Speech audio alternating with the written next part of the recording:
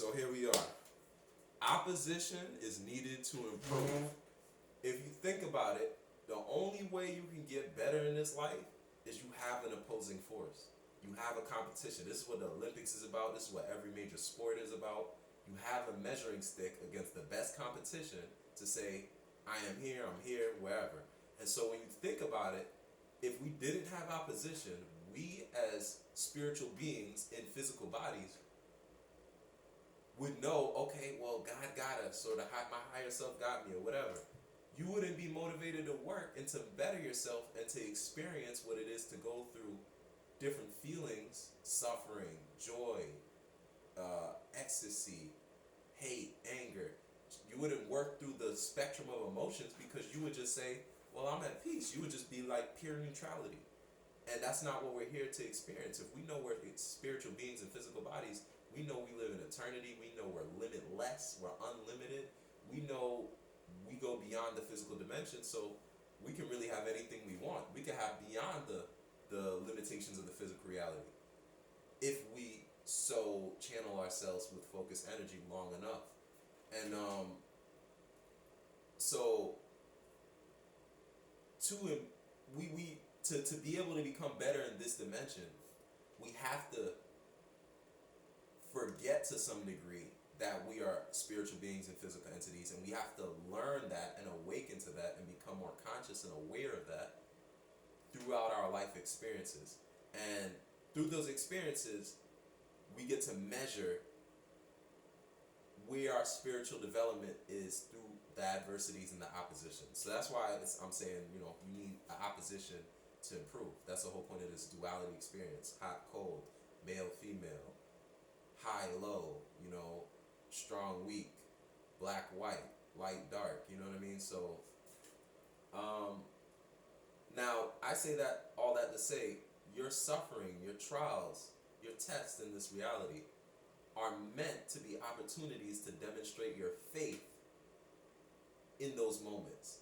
Because without having the suffering, you have no opportunity to demonstrate faith. And a very clear moment of clear realization of how this duality is a truth is when you look at, say, trust fund babies.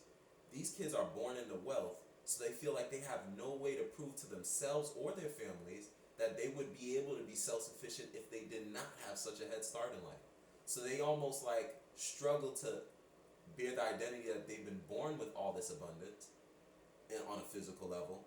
And then they also, some of them maybe even become envious to those peers who don't have as much as them, because they realize that their peers have the ability to prove to themselves that they are self-sufficient and self-manifestors, I guess. And so, for those who are going through suffering, which is a lot of people, what we want to do is learn to give joy through suffering. And we do that the same way we go to the gym, the same way we study for an exam. You practice every day. No one's saying that you just overnight become what you want to be, because it's unrealistic. It's possible, but it's not most likely. What's most likely is you put in repetition. Nobody just goes to lifting 400 or 500 pounds. You have to get to the point of training your body up to lifting all that weight. You have to get to the point of training your body to have the stamina to run a marathon.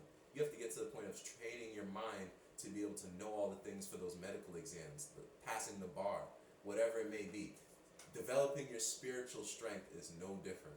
So if you learn, you're having this long suffering to have multiple opportunities to learn to develop your faith. And as you use these opportunities, you learn the lesson, you get to experience the next wave, the next oscillation of your life. You get to go from the low to the high. And therefore, when you're at the high, you know, okay, the universal laws say that I should probably be going through a low again at some point. Maybe not soon, but it's the next cycle, because you're not just going to live on a low forever, and you're not going to live on a high forever. Only thing that's constant is the change. And so once we look at these opportunities of suffering as opportunities to demonstrate faith, it's an opportunity to strengthen our spiritual self. And so that's the whole reason to value adversity and opposition, because otherwise we wouldn't get better, we wouldn't develop here.